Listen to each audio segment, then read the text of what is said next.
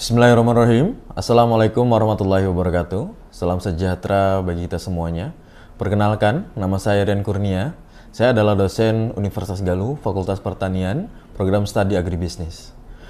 Pada kesempatan ini, saya akan menjelaskan salah satu mata kuliah yang saya ampu, yaitu mata kuliah Rekayasa Usaha Tani.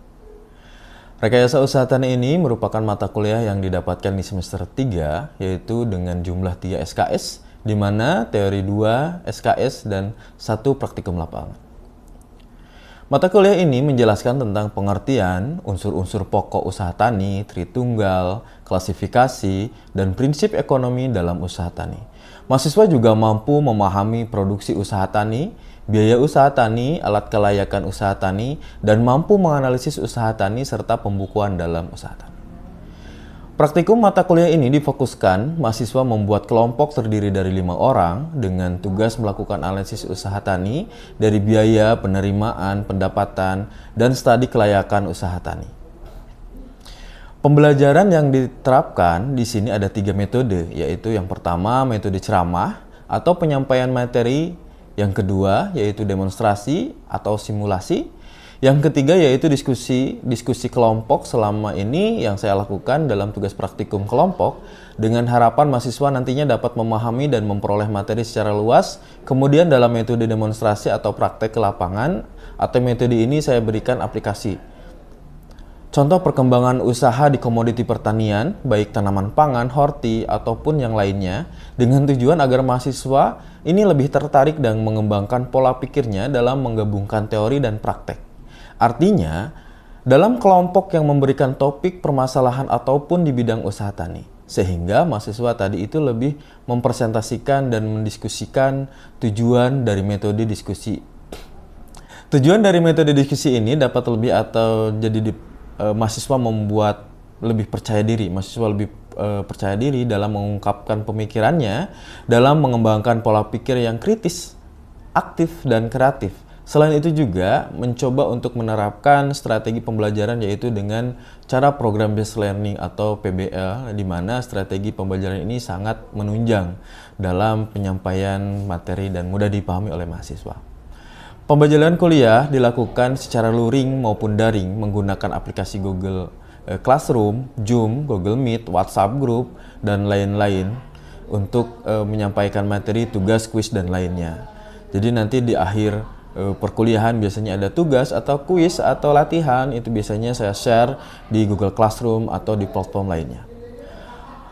Materi yang sudah dibagikan minggu sebelumnya tentu akan ada banyak pertanyaan dari mahasiswa pada saat pertemuan berikutnya. Jadi di awal pertemuan saya sudah men-share semua materi. Minimal untuk minggu depan, minggu ini saya sudah share agar mahasiswa bisa mempelajari dahulu agar minggu depan kita lebih hangat untuk diskusinya. Pada pencapaian pembelajaran mata kuliah Rekayasa Usaha Tani, yang pertama mahasiswa mampu menjelaskan atau mendefinisikan apa itu usaha tani, ilmu usaha tani, sistem usaha tani, manajemen usaha tani, dan ruang lingkupnya. Yang kedua, menjelaskan perkembangan pertanian dan usaha tani. Dari tahapan perkembangan usaha tani, masalah-masalah pengembangan usaha tani. Ketiga, mahasiswa mampu mengidentifikasi ekstensi usaha tani, bentuk dan klasifikasi dalam usaha tani. Yang keempat, mahasiswa mampu menganalisis faktor-faktor yang mempengaruhi pada ekosistem, pada ekstensi usaha tani. Faktor internal, ada faktor produksi tanah dan alam, kemudian produksi tenaga kerja, kemudian faktor produksi modal, ada faktor produksi manajemen. Ini juga harus dipahami oleh para mahasiswa. Kelima, mahasiswa mengimplementasikan atau menganalisis faktor-faktor eksternal dari alam dan sosial ekonomi. Walaupun faktor alam ini adalah faktor di luar kemampuan manusia. Faktor alam ini seperti cuaca, curah hujan yang memang akhir-akhir ini susah untuk diprediksi. Keenam, mahasiswa dapat menjelaskan prinsip-prinsip ekonomi dalam usaha tani, uraian dengan contoh kasus penerapan prinsip dalam usaha tani. Yang ketujuh, mahasiswa mampu menjelaskan biaya dan pendapatan usaha tani, dari mulai penerimaan usaha tani, biaya usaha tani, kemudian pendapatan, hubungan biaya dan pendapatan usaha tani, keuntungan usaha tani, dan perhitungan biaya pendapatan, keuntungan dengan contoh kasus. Yang kedelapan, kita ada ujian tengah semester. Kemudian setelah UTS atau ujian tengah semester, kita masuk ke pertemuan ke-9, yaitu indikasinya mahasiswa mampu menjelaskan analisis keragaman usaha tani, analisis RC dan BC rasio, perhitungan RC dan BC rasio dengan contoh kasus dalam usaha tani. Biasanya ada juga latihan-latihan bedah jurnal. Jadi dari jurnal-jurnal tentang usaha tani kita lihat, kita perhitungkan, dan praktikum mata kuliah biasanya ada di sini. Saya mencantumkan di sini. Jadi mahasiswa dengan alat bantu kuesioner dikirim ke lapangan langsung bertemu dengan petani, baik yang melakukan analisis RC, BC di berbagai komoditi, bahkan di agroindustri. Kemudian yang ke-10, mahasiswa mampu menganalisis titik impas dan cost unit, gitu ya. Pertemuan 11, mahasiswa sudah menjelaskan tentang sensitivity analysis. Pertemuan 12, mahasiswa dapat menjelaskan perencanaan usaha tani, pengertian, tujuan, dan manfaat perencanaan usaha tani, uraian penyusunan rencana usaha tani dengan contoh kasus. 13, mahasiswa dapat menjelaskan dan menghitung nilai tambah. Gimana nilai tambah ini? Kita sudah kehilir nih. Kalau tadi pertemuan sebelum-sebelumnya kita ada di usaha taninya, di on farm-nya. Kalau di pertemuan ke-13 kita sudah masuk ke hilirisasi, ke agroindustri. Ini ada nilai tambah. Misalnya kalau dari awal kita melihat kelayakan dari RC, dari BC, kemudian di pertemuan 13 ini kita melihat dari komoditi itu diolah jadi apa sih? Misalnya ada komoditi pisang. Nah, kita lihat di hilirisasinya bisa ada yang berubah menjadi keripik pisang, sale pisang, atau komoditi yang lain, misalnya kelapa, ada nilai tambahnya menjadi minyak kelapa, VCO, atau bahkan galendo sebagai makanan khas Ciamis. Nah, di sini di pertemuan ini kita sudah mulai membahas hal itu. Kemudian, pertemuan ke-14, mahasiswa dapat menjelaskan likuiditas, solvabilitas, rentabilitas, dan pembukuan usaha tani. Di sini sangat penting karena kalau kita tadi sudah masuk ke nilai tambah, kita juga melihat di perusahaan tersebut bagaimana perusahaannya sehat atau tidak. Nah, analisis yang tadi, likuiditas, solvabilitas, dan rentabilitas, serta pembukuan di usaha tani juga membahas tentang hal tersebut. Pertemuan ke-15, mahasiswa dapat menjelaskan penelitian tentang usaha tani. Jadi implikasi atau output dari pembelajaran satu semester di usaha tani ini, mahasiswa ketika nanti di tugas akhirnya baik membuat skripsi, jurnal, atau lain sebagainya, mahasiswa ini sudah bisa melakukan penelitian dengan topik usaha tani menggunakan alat-alat metode yang tadi. Kemudian di pertemuan ke-16 ini sudah UAS. Seperti itu. Demikian deskripsi singkat mengenai salah satu mata kuliah yang saya ampu, semoga bermanfaat. Selanjutnya, video pembelajaran saya dalam mata kuliah Rekayasa Usaha Tani sebagai berikut.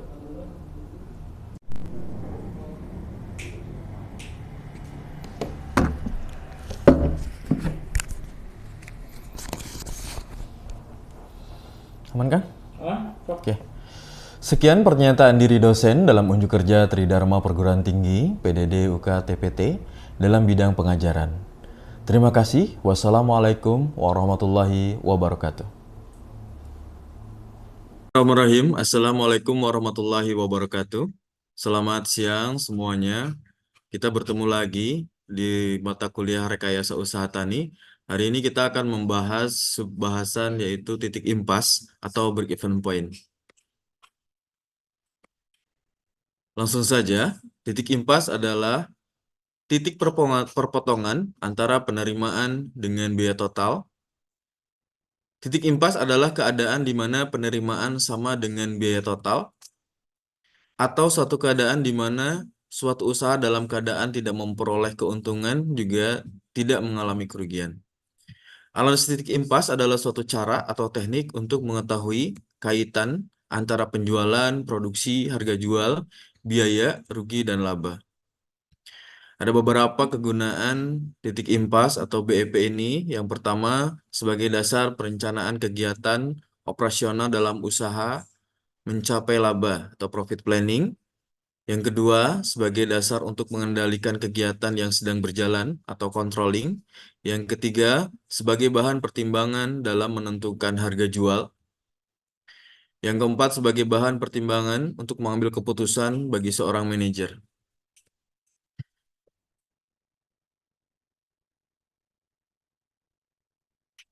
Ada beberapa asumsi dalam BEP. Ini penting ya, teman-teman. Jika salah satu asumsi ini tidak terpenuhi, maka BEP ini tidak bisa dihitung.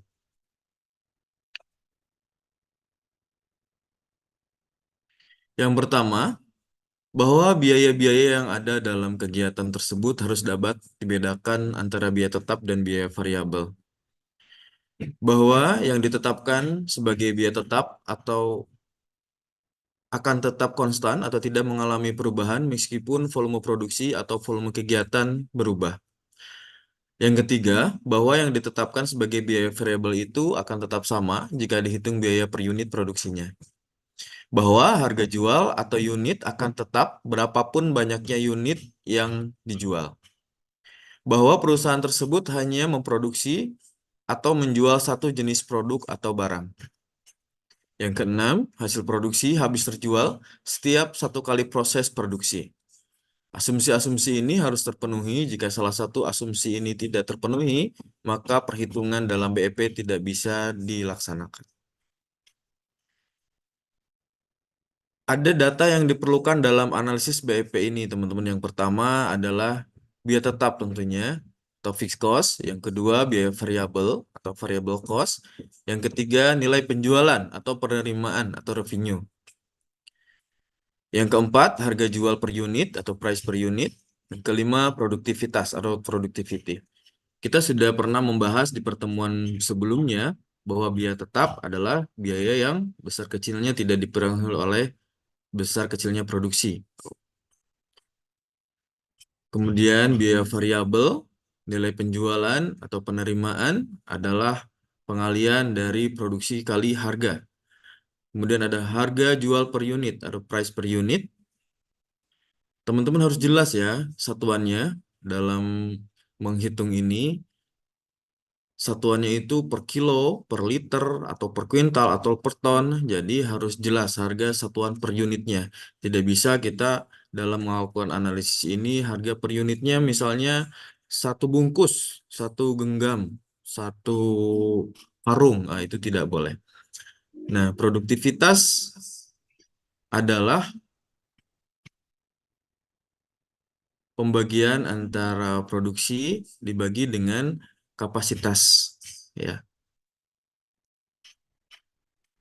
Atau persatuan luas bisa kalau komoditi pertanian misalnya produktivitas padi per hektar. Berarti produksi padi per hektarnya berapa? Kalau misalnya luas lahannya hanya 0,5 hektar, berarti besarnya produksi yang dihasilkan dikalikan dengan luasan lahan yang diusahakan. Nah, berikut adalah gambar titik impas, di mana BEP ini adalah perpotongan antara penerimaan dengan biaya total. Yang tadi sudah dijelaskan, dideskripsikan bahwa BEP ini adalah posisi atau titik bertemunya penerimaan dan biaya total. Jadi dia tidak untung dan tidak rugi, gitu ya. Kalau kita melakukan usaha, baik melakukan usaha tani atau agroindustri yang lainnya, jika kita biaya totalnya 1.000, penerimaan 1.000, di situ adalah titik impas atau BEP-nya. Nah, berikutnya adalah rumus atau cara menghitung BEP, BEPNP, BEP nilai penjualan. Rumusnya adalah biaya tetap dibagi 1 dikurangi ya itu teman-teman, biaya variabel dibagi dengan nilai penjualan. Jadi yang harus kita lakukan pertama adalah membagi biaya variabel dibagi dengan nilai penjualan atau penerimaan yang tadi ya. Nah, baru 1 itu dikurangi dengan hasil pembagian tersebut. Nah, kemudian dari angka yang dihasilkan dari 1 dikurangi biaya variabel dibagi nilai penjualan, itu baru dilakukan pembagian dari biaya tetap. Yang kedua ada BEP VIP. BEP VIP adalah biaya volume produksi, yaitu BEP nilai penjualan dibagi dengan harga jual. Kemudian ada BEP LL, BEP luas lahan. BEP volume produksi dibagi dengan produktivitas. Nah, BEP LL ini teman-teman digunakan untuk menghitung usaha yang berbasis komoditi, usaha tani. Misalnya BEP luas lahan padi, jagung, kedelai, atau tanaman komoditi yang lainnya. Nah, kemudian di sini ada analisis kepekaan atau sensitivity analysis. Analisis untuk mengetahui perubahan pada titik impas sebagai akibat perubahan harga, baik di input ataupun output. Jadi gini, teman-teman, jika kita dalam prakteknya di lapangan, pasti ada perubahan harga, baik di input ataupun output. Nah, kita tidak usah menghitung lagi dari awal nih. Kita menghitung lagi dari awal biaya tetapnya berapa, biaya variabelnya berapa. Kita hanya cukup melihat mana yang naik di input atau output. Nah, kita bisa memasukkan ke dalam rumus ini. Rumusnya, sensitivity analysis adalah biaya tetap dikali nilai penjualan. Dibagi nilai penjualan dikurangi dengan biaya variabel. Kemudian yang terakhir ada batas keselamatan atau margin of safety, yaitu perbandingan atau rasio dari selisih penjualan yang direncanakan dikurangi dengan penjualan pada BEP dibagi dengan penjualan yang direncanakan dikalikan dengan 100%. Nah, berikut rumusnya. Jadi semakin besar persentasi itu menandakan bahwa semakin aman usaha yang kita laksanakan. Oke, itu adalah bahasan pertemuan kita hari ini. Sengaja dibikin singkat karena mengingat durasi kita terbatas. Tapi sebelum ditutup, teman-teman silakan jika ada yang mau ditanyakan, boleh. Baik, Assalamualaikum warahmatullahi wabarakatuh. Mohon maaf Pak, Waalaikumsalam warahmatullahi tadi wabarakatuh. eh, penjelasannya sangat baik sekali Pak ya. Dan di sini perkenalkan nama saya Saiful Aziz. Saya ingin bertanya, kenapa dalam gambar titik impas biaya tetap itu bisa flat ya? Apakah tidak ada kenaikan dalam biaya tetap? Atau seperti apa? Mohon untuk penjelasannya Pak. Terima kasih. Oke, terima kasih. Ya, ada teman kita yang bertanya kenapa biaya tetap itu tetap flat atau sama jumlahnya. Nah, kita kembali lagi ke teman-teman kepada asumsi dalam BEP yang tadi bahwa ada asumsi yang harus dipenuhi nih dalam BEP. Yang mana kira-kira ya? Nah, di sini ada 6 asumsi yang harus dipenuhi nih. Nah, kita lihat di asumsi yang nomor 2, bahwa yang ditetapkan sebagai biaya tetap itu akan tetap konstan, tidak mengalami perubahan meskipun volume produksi atau volume kegiatan itu berubah. Kita sudah tahu ya teman-teman, kita di pelajaran atau pertemuan kita sebelumnya, bahwa yang dimaksud biaya tetap adalah biaya yang akan tetap berapapun produksi yang digunakan atau produksi yang dilakukan, itu akan tetap sama, flat ya. Jadi teman-teman ya, dalam grafiknya biaya tetap itu akan tetap konstan, tetap flat. Berapapun produksi yang dihasilkan itu akan tetap sama jumlahnya. Jadi tidak akan mengalami kenaikan atau penurunan. Nah, kalau kenyataan tidak seperti itu, kita asumsikan seperti itu karena memang itu menjadikan sebuah syarat dalam BEP ini. Dan kemudian kita tahu bahwa apa saja sih yang masuk dalam biaya tetap. Nah, kita kan kalau misalnya kita ada di rekayasa usaha tani ini di bidang usaha tani misalnya usaha tani padi. Nah, biaya tetapnya misalnya adalah penyusutan alat. Nah, penyusutan alat itu akan tetap. Nah, jumlahnya mau melakukan produksi atau tidak atau produksinya besar atau sedikit penyusutan alat akan tetap segitu penyusutannya. Kemudian yang lain seperti biaya-biaya dalam sewa lahan ya atau pajaknya mungkin ketika kita menghitung pajak. Nah, berarti di situ biaya tetap tidak akan berubah ya, berapapun produksi yang dihasilkan. Jadi dalam BEP ini biar tetap itu gambarnya memang flat gitu. Bisa dipahami ya? Oke, baik Pak. Paham. Terima kasih Pak atas penjelasannya. Oke, terima kasih atas pertanyaan yang sangat baik sekali. Mungkin juga mewakili dari teman-teman yang hadir hari ini. Sekian pernyataan diri dosen dalam unjuk kerja Tridharma Perguruan Tinggi PDD UK TPT dalam bidang pengajaran. Terima kasih. Wassalamualaikum warahmatullahi wabarakatuh.